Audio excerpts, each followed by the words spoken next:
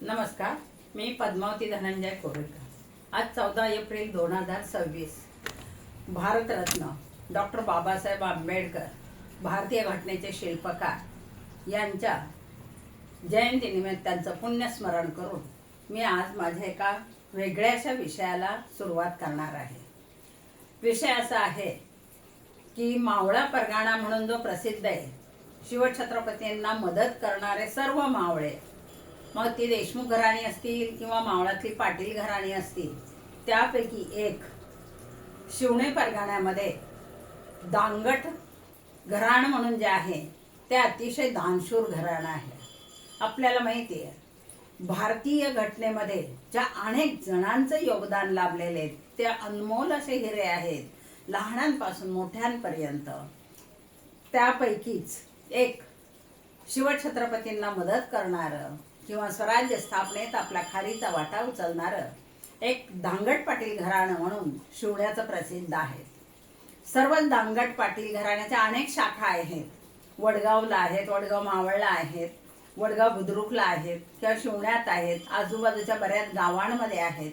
तर ह्या शिवणेमधलं जे अनंतराव दांगट, प्रभाकरराव दांगट, दिगंबरराव दांगट किंवा मग अशोकराव किंवा माणिक आणि युवराज दांगट, ही जी मंडळी होती, ही मंडळी अतिशय समाज हित जपणारी अशी मंडळी होती।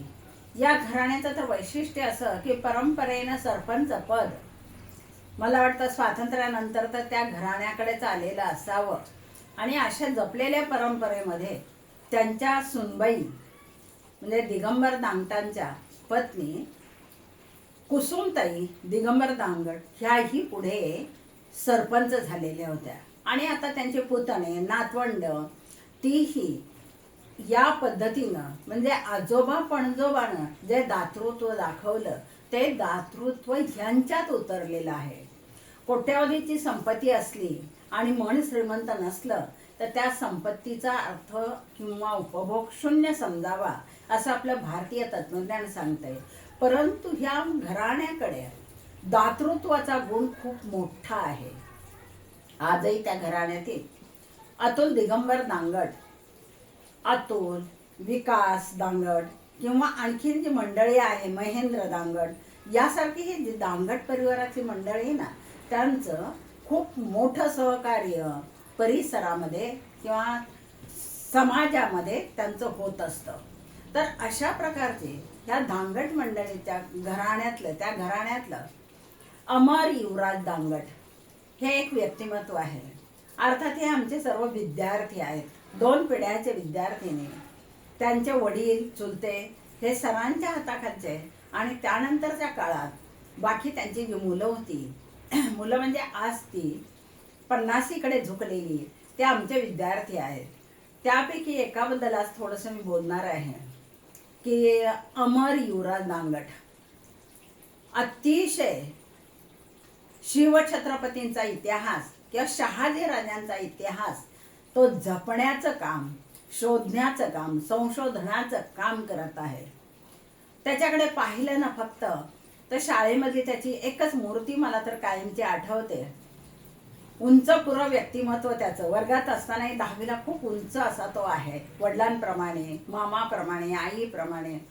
आणि सर्व मुलात असं उठावदार व्यक्तिमत्व दिसायचं। पण त्याच्यात आणखीन एक त्या व्यक्तिमत्वाची खूबी अशी होती की मोठे मोठे डोळे आणि सशासारखा तो कायम टवकारलेला असायचा। कधी आरगट चरगटपणाने हुशारी कधी दाखवली नाही आणि ढळपणा कधी दाखवला नाही। काहीतरी शोधाच्या निमित्तानं जणू काही हा तिथे बसलेला असायचा। आणि असे हे युवराजनं इतिहासामध्ये खूप मोठमोठे 2 ग्रंथ शहाजी राजांवर पहा, त्यापैकी एक आवृत्ती आहे, त्याची अजून प्रकाशनं व्हायची आहेत। तर मोठमोठी पुस्तकं त्यांनी लिहिलेली आहे। अर्थात प्रत्येक घटनेचा अभ्यास करताना त्या ठिकाणी जाऊन इतिहासाचा शोध घेतला। कुणाची फक्त पुस्तकं वाचून नव्हे किंवा मार्गदर्शन म्हणून घेऊनही नव्हे, तर स्वतः त्या ठिकाणांना त्यांनी भेटी दिलेल्या आहेत। असा हा हुन्नरी इतिहासकार, भावी इतिहासकार, तरुण इतिहासकार जो येऊ घातलेला आहे, किंवा जो घडत आहे त्या अमर युवराजच्याच घरातील त्याच्या सौभाग्यवती यांच्याबद्दल मी थोडंसं बोलणार आहे. प्रथमतः अमरचाच चुलत भाऊ अतुल दिगंबर दांगड याचंही खूप मोठं योगदान या समाजासाठी त्यांनी दिलेलं आहे. आणि ही मंडळी जेव्हा असं दातृत्व देतात ना, म्हणतात विहिरीत असलं तर पोहऱ्यात येतं, त्याप्रमाणे त्यांच्या घराण्यात होतं. आम्ही त्या ठिकाणी 30-40 वर्ष नव्हे, माझ्या आजीच्या जेव्हापासून ते हायस्कूल सुरू झालं, कारण हायस्कूल आणि त्याच्यात फक्त रस्तामध्ये जातो 20 फुटाचा, बाकी त्यांचीच घरं तिथे जवळपास. म्हणजे रात्रंदिवस सहकार्य करण्याची भावना त्यांच्या घराण्यांमध्ये होती आणि तीच पुढे चालू राहिलेली आहे. तर अशा प्रकारे दानाच्या बाबतीत दातृत्वाबद्दल थोडंसं बोलणार आहे की दान कसं आहे. हस्तस्य भूषणम दानम न तू कंकणम. पहा, दानाचं महत्व कोणाला असतं तर हातामध्ये आपण कंकण घातले, हिरे जडीत, माणिक जडीत असे जर घातले ना आपण, तर त्या हाताला किंमत नाहीये. त्या हातानं तुम्ही समाजाला काय दिलं याला फार महत्व आहे. आणि म्हणून अमर युवराज दांगड यांच्या जीवनातला एक अनुभव सहज मला काल व्हॉट्सअपला पाहायला मिळाला. त्यांनी आपल्या सरांसाठी म्हणजे शिवव्याख्याते दादासाहेब कोरेकर यांना तो सतत फोन करत असतो. सतत त्या दोघांचा अगदी मैत्रीच्या नात्यानं संवाद चालतो. गुरु शिष्य नव्हे, खूप मन मोकळेपणानं गप्पा मारणारा हा विद्यार्थी. आणि त्यांनी एक टीप टाकलेली होती की मी माझ्या लग्नाच्या, आमच्या लग्नाच्या वाढदिवसाच्या निमित्तानं, त्याच्या सौभाग्यवती आणि तो यांनी 9 मे 2017 रोजी वाढदिवसाच्या निमित्तानं एका गरजू मुलीला 2.5 लाख रुपयाची मदत केली. पहा, मदत आणि ती थोडी थिडकी नव्हे. आणि गरजू विद्यार्थिनीचं नाव आहे ऋतुजा परांजपे. बाजीराव रोडला राहणारी पुण्यामधली विद्यार्थिनी की जी आज IPS म्हणून कार्यरत आहे. त्याला खूप आनंद वाटला आणि त्याने सहज त्या ठिकाणी सांगितलं की सर, आम्ही काय केलं म्हणे 2017 मध्ये लग्नाच्या वाढदिवसाच्या निमित्ताने माझी सौभाग्यवती आणि मी, आम्ही दोघांनी मिळून तिने तिच्या गळ्यातले दागिने मोडले आणि दागिने मोडून ही 2.5 लाखाची मदत त्या मुलीला केली. खरं तो प्रसंग ऐकलं मलाही जरा थोडंसं रयत शिक्षण संस्थेच्या लक्ष्मीबाई भाऊराव पाटील यांचा प्रसंग आठवला. भाऊराव घरी नसताना तिथे आपल्या वसतिगृहामध्ये राहणाऱ्या मुलांना खायलाच नाही, चूलच बंद असा प्रसंग त्यांच्यावर संक्रांतीच्या दिवशी ओढवलेला होता. भाऊराव नाही तर मुलं आज उपाशी ठेवायची संक्रांतीच्या दिवशी. लक्ष्मीबाईंना खूप वाईट वाटलं. त्या आत बाहेर एरझारा घालत त्या घरामध्ये, काय करावं सुचेना. आणि शेवटी त्यांनी आपल्या तिथल्या एका सेक्रेटरीला बोलवून घेतलं आणि त्याला सांगितलं, हे माझं मंगळसूत्र नाही, गहाण ठेव. आणि लगेच ताबडतोब धान्य आणून दळून स्वयंपाकाला सुरुवात झाली पाहिजे. आज संक्रांतीचा सण आहे. आणि त्यानुसार 1-2 घंट्यामध्ये कार्यवाही झाली. मुलांना ते समजलं. आणि मग लक्ष्मीबाई जेव्हा पंक्तीमध्ये फिरत होत्या मुलं जेवत असताना, त्यावेळेला एका लहान मुलाला कडेवर घेऊन त्या एरझऱ्या मारत होत्या. आणि त्यावेळेला मुलं मात्र त्यांच्याकडे वरती पाहिनात. त्यांच्या डोळ्यातून गळगळा अश्वे गळत होती. मुले रडत होती की आपल्यासाठी या लक्ष्मीबाईंनी, या मातेनी आपलं मंगळसूत्र पहा गहाण ठेवलं म्हणा, मोडलं म्हणा, पण आपल्याला जेवायला दिलेलं आहे. धन्य त्या कर्मवीरांच्या पत्नी. आणि तसंच धन्य ती अमरती सौभाग्यवती की ज्याने आपला वाढदिवस कसा साजरा केला ते पाहिलं आणि खरंच डोळ्यातून आसवेच गळायला लागले. असं घडायला, असं करायला मी सांगितलं, विहिरीत असलं तर पोहऱ्यात येतं. घराण्यामध्ये दातृत्व होतं.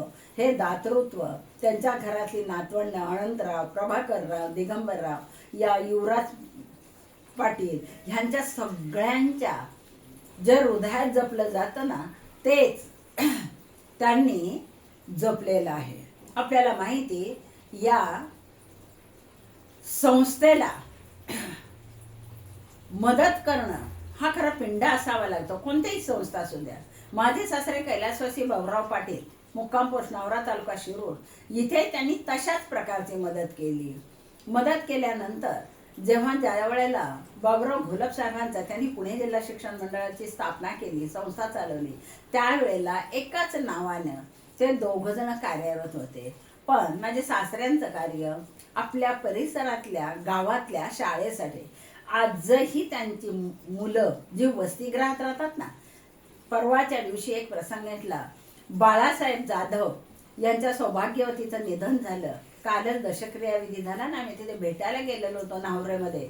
त्यावेळेला एक विद्यार्थी 75 आणि त्याने सहज विचारलं की शिंदे नावाचे ग्रहस्थ, तर त्यांनी विचारलं की हे कोण आहेत?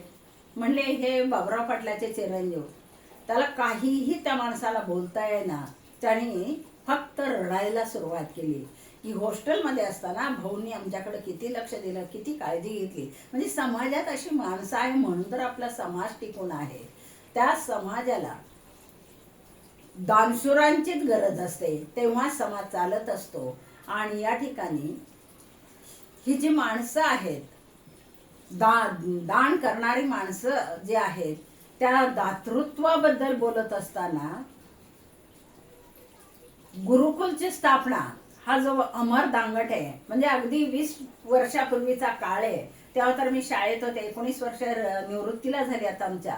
त्यावेळी त्यांनी आवर्जून आम्हाला बोलवलं की मी एक गुरुकुल काढले, पाहायला या ना, माझं एक ग्रंथालय आहे, पाहायला या ना. आम्हाला मोठं नवल वाटलं, इतका छोटासा विद्यार्थी ना, हा काय गुरुकुल काढतं, याने शिकावं, खूप मोठी नोकरी करावी किंवा मग नेते पण करावं. चांगले जमीनदार होते ते आहेत तिथले, ते त्याने आणखीन काहीतरी वेगळं करावं. पण हा काही ग्रंथालय काढतो, गरिबांची मुलं त्या गुरुकुलमध्ये ठेवतो. म्हणजे अशा प्रकारचं काम त्याचं चाललेलं होतं. आणि खरोखर ते आम्ही स्वतः जाऊनही पाहिलेलं होतं. पण त्याची जी आपण पाहिलं की गोरगरिबाच्या मुलांनी शिकावं, मोठं व्हावं, हे त्याच्या मनातले जे भाव आहेत ना, ते भाव कुठेतरी आपल्याला दिसत असतात. त्याच्या सौभाग्यवतीने. आणि जेव्हा माणूस मोठा होतो, पुरुषाचं नाव कमावून जातं, आज मोठा इतिहासकार म्हणतात ना, त्याच्यात निम्मा वाटा त्याच्या सौभाग्यवतीचा आहे, अमरच्या सौभाग्यवतीचा आहे. त्याने घर सांभाळलं, मुलाकडे पाहिलं, मुलगा इंजिनियर झालेला आहे, या कुटुंबाला पाहतं, एकत्र कुटुंब, सासू सासऱ्यांची काळजी घेणं, हे सगळं पाहणं खूप मोठं काम असतं. नव्हे, पुरुषांच्या मानाने ते दुय्यम ताकदीचं काम असतं. ते त्याच्या सौभाग्यवतीने जपलं. आणि विशेष म्हणजे स्वतःचे दागिने नवऱ्याच्या हट्टाखातर ते एखाद्या दानशूर व्यक्तीला देणं, गरजू व्यक्तीला देणं, हे दातृत्व. सलाम त्या दातृत्वाला आणि त्याच्या सौभाग्यवतीला, की अशा प्रकारचं काम करून तुम्ही खऱ्या अर्थानं तुमचे आजे सासरे, पंजे सासरे ह्यांना खरंच स्वर्गीय आनंद तर नक्कीच मिळेल, पण आम्हाला सुद्धा यहलोकीचा आनंद अशा प्रकारच्या आमच्या मुलांकडून, सुनबाईंकडून मिळत असेल तर त्यापेक्षा वेगळं दातृत्व कोणतं. धन्यवाद.